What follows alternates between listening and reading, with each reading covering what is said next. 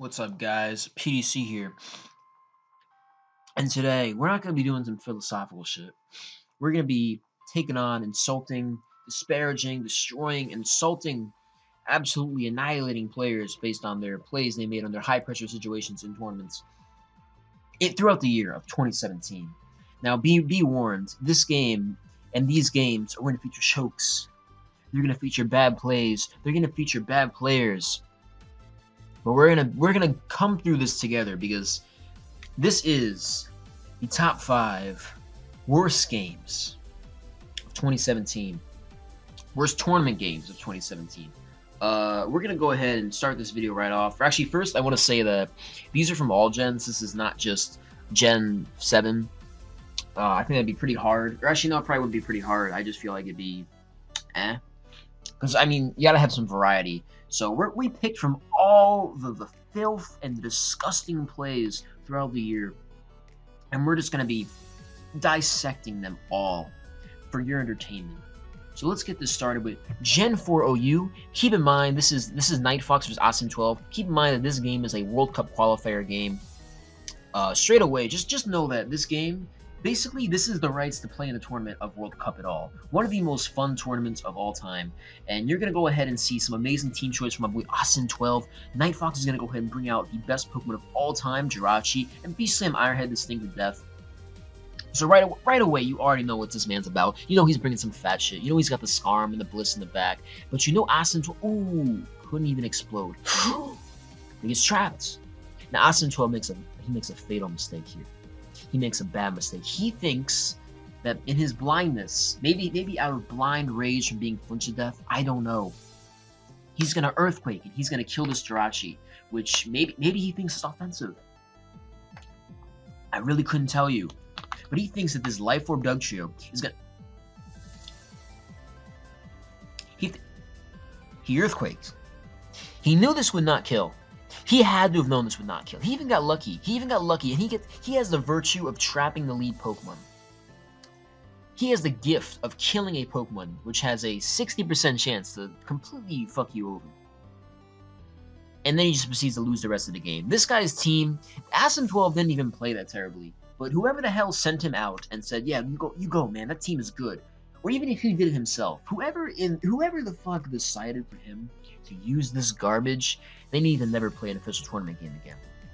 I mean, this guy's just gonna spike up. Now he's got hazards. Asim12 is gonna double out the Dugtrio. He's gonna predict the T-Tar.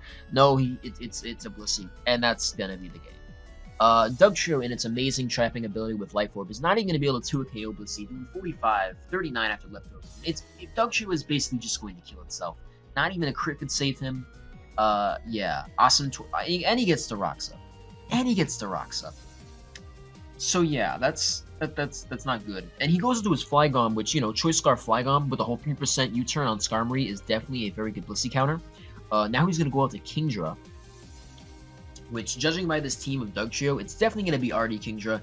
And instead of, you know, even trying to go for a 2-KO possibility with Hydro Pump plus Draco Meteor, he's gonna RD up, which he could not have won this game anyway. I mean, this game was over no matter what he did, but now we're just going to see Asim12 desperately... I mean, let's be honest, the game wanted him to win. The game 100% wanted Asim12 to win. Look at how many Hydro Pumps he's hitting under Rain. Like, honest to God, this guy had God on his side. Dugtrio evaded the Body Slam Para. Kingdra is hitting 1,000,000 Hydro Pumps under Paralysis. And Asim12 still chokes this game away. Actually, no, he didn't even choke this game. He choked in the team builder. This guy choked by being allowed on the team and being allowed to play. I can't even say this game was a choke. I can't even say the Peak played bad because I don't think there was any possibility he could have played good. This is another example of choking in the team builder. The real crime here is the team choice, both in allowing him on a team and letting him use this. Next game, we got... You already know who's winning this game. We got M-Dragon versus Smurfer, who... He's alright.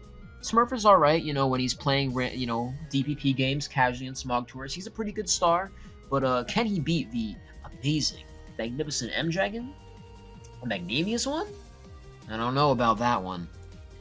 Smurf is going to go ahead and lead Salamence like M-Dragon does. Obviously, Smurf is just copying M-Dragon's style because, I mean, look at this. They both switch out the fat, normal-type Pokemon. Obviously, Smurfer is copying M-Dragon's style. He's going to go for the Earthquake on the Skarmory instead of cursing up because, I mean, why? I really don't get that play there. Curse was the optimal play there, or at least Body Slam, because I know this thing has Body Slam. He goes for it after this turn.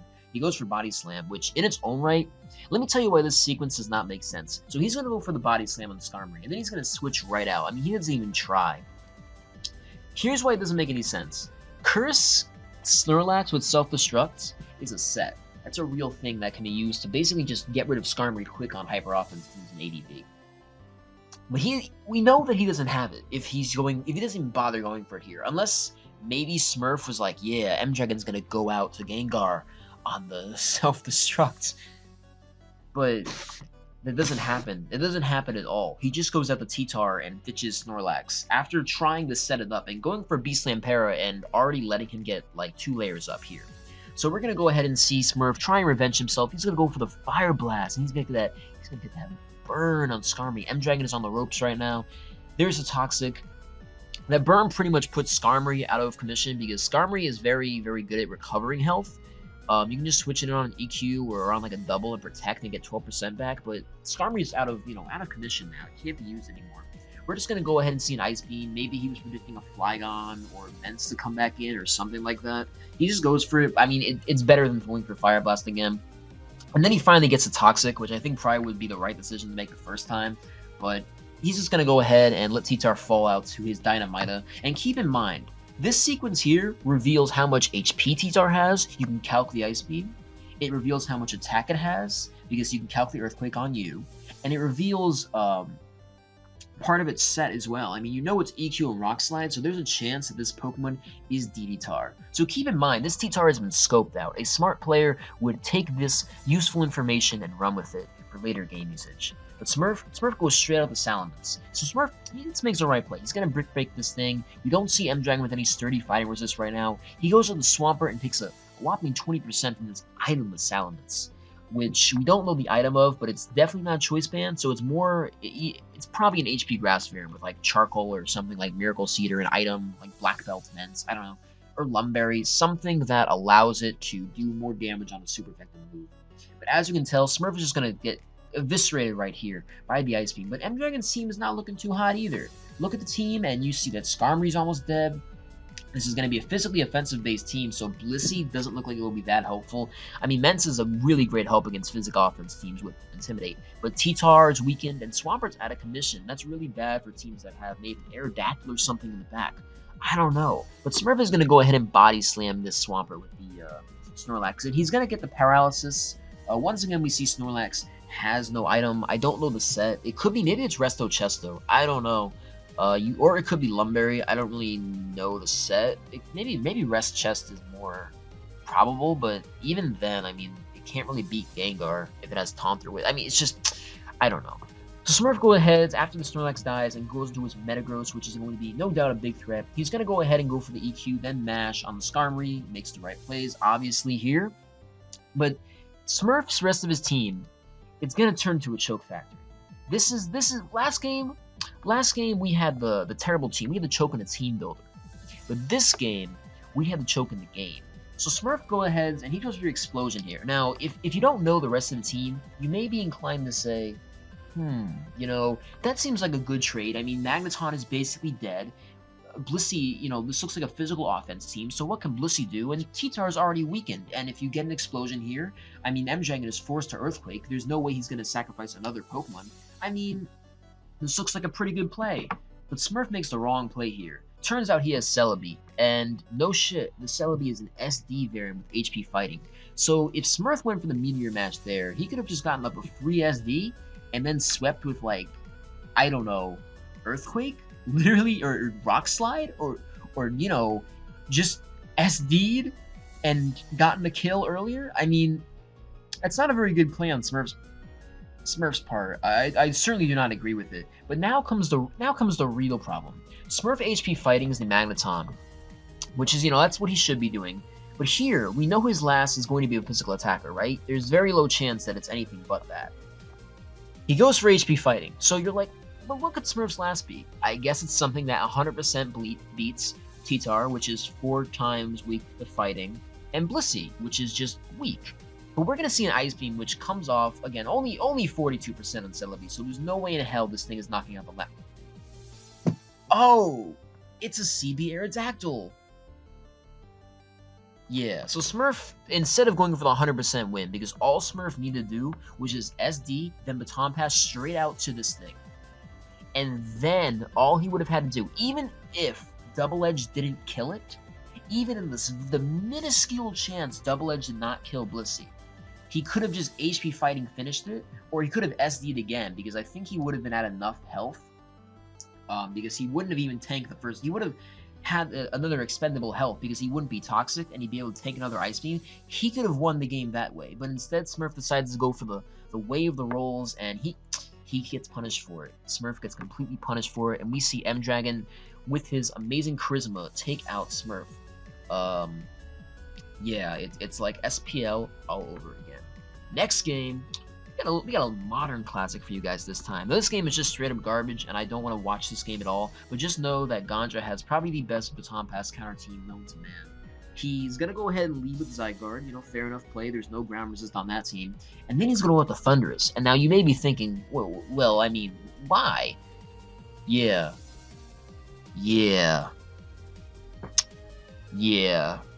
Would you believe me if I told you that Gandra still loses this game? Because that's exactly what happens. We get to see a spectacular sequence of plays later in the game, and overall, just really average playing throughout. As you can tell, Gandra is very focused on winning this game. He's not even... This guy has such an amazing advantage. There is no Dark Resist. There's no electric... Okay, there's an electric resist, but that's like a sweeper. You don't want that weakened. There's no ground resist. I mean, this team, and his I guess he has Metagross, but Pinsir has Earthquake, so it's not like that's completely safe either, and Metagross can't OHKO Pinsir. And he even has Taunt on Smeargle.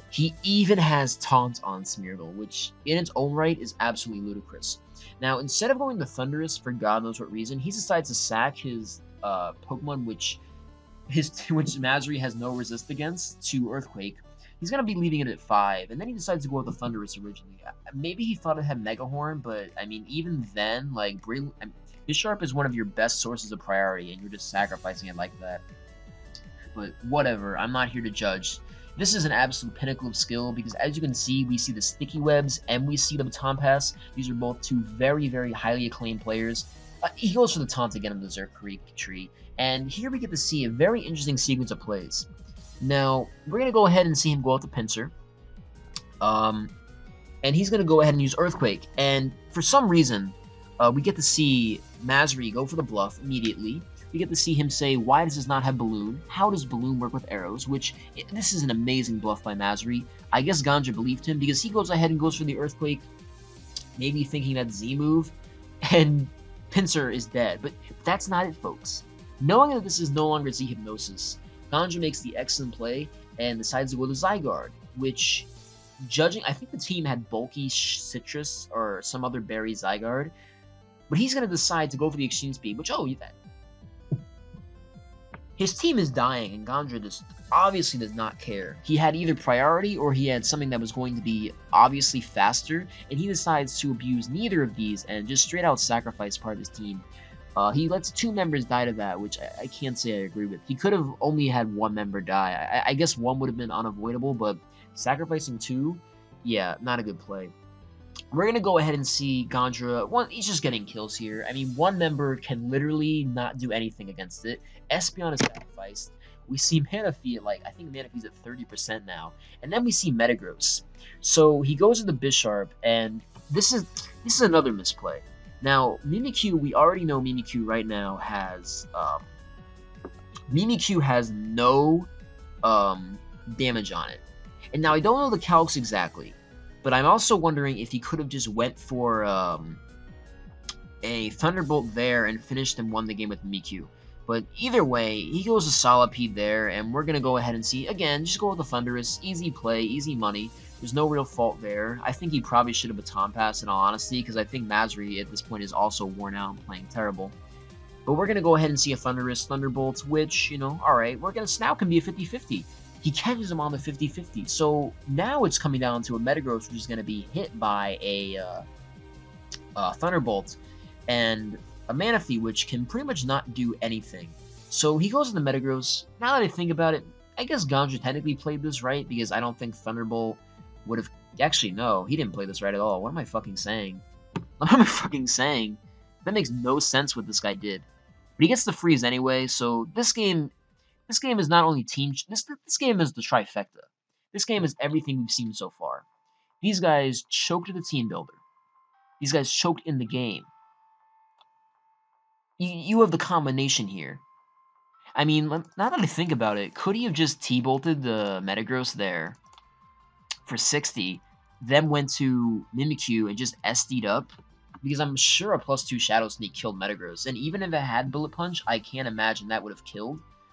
I don't know if that was the right play or not, actually, because Bullet Punch plus Earthquake might... I don't know. I'm not up to date, but either way, I mean, this game is terrible. This guy sacrificed 2 members of his team. This game is bad. So, just all you need to know. Oh, and it also has the game-breaking hacks. It's a great game, fellas. Now we got another game, which... This game is not... It's not good. It's another Gen 7 OU game. This is from World Cup. I think it was Round 1, FLCL of Canada versus Updated Kanto. Updated Kanto himself suggested me upload this game. This game is kind of a mess, but not all of it is obtusely terrible, but there are some core turns which might make you feel a bit uncomfortable. We're going to go ahead and see. They both throw up the rocks straight away. FLCL is going to go to Magearna. Clefable's going to come in. It's going to get the special attack drop on the Magearna. And we're just going to see not fucking Henry. Updated Kanto wasting away his Clefable's health. He's going to take the Volt Switch, fair enough. He goes out to Mew. Mew can either knock it off or go for a defog, whichever play it wants to. But then it doubles right back. Alright, fair enough. So now he gets another special attack drop, dropping the Magearna even lower. And we're going to see a Flamethrower from the Clefable and a 50... Damn. That's strong as hell. Jesus. So I guess this is max special attack, maybe A-Vest? I don't know. But here's the real play, fellas. So instead of just, you know, outright killing this thing with, you know, your own Magearna, which is faster and probably has HP Fire, Updated Kanto decides to go for, even after this does not work, even after he doesn't switch, Updated Kanto makes the play, but he makes the play of a century and gets obliterated by the Flare Cannon on the switch. So instead of going out to, you know, A-Vest Torn-T, which could tank anything, a -1 Magearna can throw at you and just U-turn out, instead of staying in, instead of, you know what, even making a dumb play, but just going out to Lando, which wouldn't die to any move and block the Volt Switch, Updated Kanto decides to go for the Nebula Brain play. The big balls, very, very, very low reward, incredibly high risk, incredibly low reward play, and sacrifice the Psy card. Now he's going to go out to Landorus, and instead of going with an Earthquake, he's going to waste a Z move. Which, I mean, to be honest, the rest of the team pretty much outspeeds him, but, I mean, like, now we get to see, you know, this game should not have, this should not have happened. Now he goes for the Flare Cannon, and Updated Kanto pretty much loses any ability he has to actually break Mew. I mean, he has Clefable, which I guess can burn Mew, and I guess, okay, he goes for the knockoff with Torn. That's pretty fair. I guess he can, oh, it's actually Life Orb? It doesn't even matter, because I'm pretty sure Life Orb Torn has enough special defense to tank a -1 anyway. I don't know. This game was bad. This game was really, really terrible. Updated Kanto was giving up the momentum. He doesn't even have a pincer check anymore. This game is terrible. This is such a bad game. Even the team is disgusting, because, like, Pinsir was pretty popular this time, and the only real checks he has to it are, like, I mean, I guess Zygarde kind of beats it, and I guess, like, he outspeeds it, but even then, like, this is just a really, really bad game. FLCL had his work pretty much cut out for him. I mean, he goes to the Pincer, and we know this is going to be a guaranteed kill pretty much, because Return is obviously going to 2KO or OHKO everything on this team. So yeah, we get to see a real nice show there with possibly one of the worst plays of the game. He pretty much played this lackluster the entire game, and even with a huge threat like Torn-T, now that I think about it, Life Orb Torn-T actually did work, because Heat Wave, Knock, U-Turn, Hurricane, yeah, that did a shit ton, and all he really had to do was, I guess, just hold on to his AV Magearna.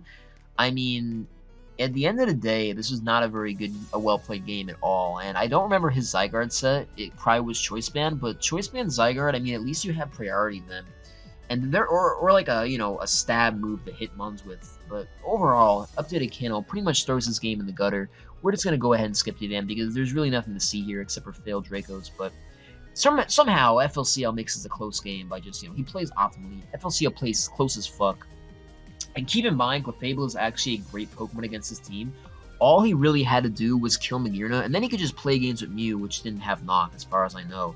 And, I mean, these 3 Muns are weak to Moonblast. He does not have a Fairy Resist anymore, and he can put up rocks at any given time and outlast any Defog. So, to be honest, this was a very bad... And he even had a super effective move to hit with Pinsir that do 50 with Mega Evolve. Like, overall, this is just a really poorly played game, and I can't get behind this. I can't get behind this at all. This was just a really bad game. Don't be like this. 1, don't run teams where your only Fairy and Fighting Resist is Magearna. And then 2, don't switch in Zygarde on a Fairy type. Moving on to our last game, we got another Gen 3 OU, and I know you guys have seen this one before. This game starts out with Lord Ninjax, our up-and-coming, our ADD player, against Jabba the Griffin, Trainer Orange. This game is bad for many reasons. One of the biggest reasons why this game is terrible is because somebody losing to Jabba the Griffin in 2017 in its own right is absolutely absurd, but somebody throwing a game to Jabba Griffin after having a easy win is even more absurd. We're going to go easy. This is a CB Flygon. Immediately, he goes to the HP Bug and kills the Celebi. Straight away takes it out. And then he's going to go out to Melodic, and as we can already tell, guys, this is looking like a wrap. I mean, his only counter to Melodic looks like it's going to be a Blissey. Metagross it basically has to force Suicide. Blissey gets put to sleep. Vents can never break Melodic if it's mixed, pretty much, without, like, multiple crits. And as you can tell, this game is completely over. How could Jabba possibly win? He has his whole team revealed. He has every set pretty much revealed. You know he has Heracross. You know what you have to do. Blissey has a million Twitchins on his team. He has a substitute passing Celebi. I mean, all he never needs to do is just win this game. This game is easily within his grasps. He goes into the Skarmory. He gets the Leech Seed damage. This game is over. There's no way Ninjax could lose this, right? Well, Jabba himself says this game is over, and Ninjax is putting up the layers. Ninjax has a substitute Celebi, which absolutely torments Jabba's team. What can he do? What can Jabba the Griffin do to win this game? Who can he rely on to help him out? Because none of his Pokemon team can help him at all at this point. This game is too far gone. He goes for the Leech Seed, which, keep in mind that Celebi is actually really fast. This is a Baton Pass sub Celebi from what I can tell. So judging just from that, you know that the Celebi is probably going to be about 308 to max speed, or 297 and above probably. So keep in mind, this Celebi is faster than that Heracross easy. We're going to go ahead and see him go to Melodic, which, alright, fair enough. You know, that was a... Wait a minute. Wait a minute. Wait a minute. Wait a minute. Wait a minute. Wait a minute. Wait a minute. Yeah. This guy decides to Hypnosis the Heracross when you could have just gotten a second Surf. I mean, I don't even know what the proper play there was, because it obviously was not that. He's going to go out to Skarmory there. I mean, I don't remember what his last was, but keep in mind, even in sacrificing Melodic, let's say the Swords Dance was unavoidable. You could have just Surfed twice. And I mean, Surf did 40, so it'd be really low. Then I mean, even without Melodic, I mean, this game is still winnable. He goes for Protect, and for some reason, he decides that Protect is the correct play to, for some reason, maybe Ninjax is relying on super hyper CPC based damage rolls here, some base god rolls here. But Ninjax is so generous, and he is so determined on giving Jabba the Griffin the win, he actually gives him 6% back change. And then he goes Tyranitar. And then he goes Flygon. And he goes for the Rock Slide, which he could have done. You know, he could have only lost Melodic. And then just killed us with Flygon. But no, Ninjax is feeling generous. He goes with the Metagross now. Ninjax is sure that he's going to be sacrificing this team. He lets Metagross die. Then he goes to Melodic. And then he goes to Skarmory. But it's not over. He's going to Brick Break again. And then... You see that Celebi is faster. So, all this time, he could have just Leech Seeded, or he could have Surfed twice and Revenge Killed it with Flygon with minimal loss, or he could have done anything at all. He could have had T-Tar and Celebi and Skarmory and Metagross and Flygon, his team intact, with Jabba the Griffin having a Mixed Ments as really his only way of winning. And when you have a decent enough team where you can play around it, I mean, this is bad. Ninjax was feeling Ninjax said, you know what? This World Cup qualifier, this ability to play, you can have it. Now that we reviewed, we've seen Team Builder chokes, actual chokes, Team Builder, actual, and hacks chokes. And we've seen YouTube influenced plays, and we ended with a literal donation, a literal Red Cross. I think we can all at least come to the conclusion that none of these players should ever play in a tournament ever again. Because if you lose and choke one time, even 2 times, any more than you choke at all, you should never play in a tournament ever again. Because as we all know, you suck if you choke. And good players don't choke.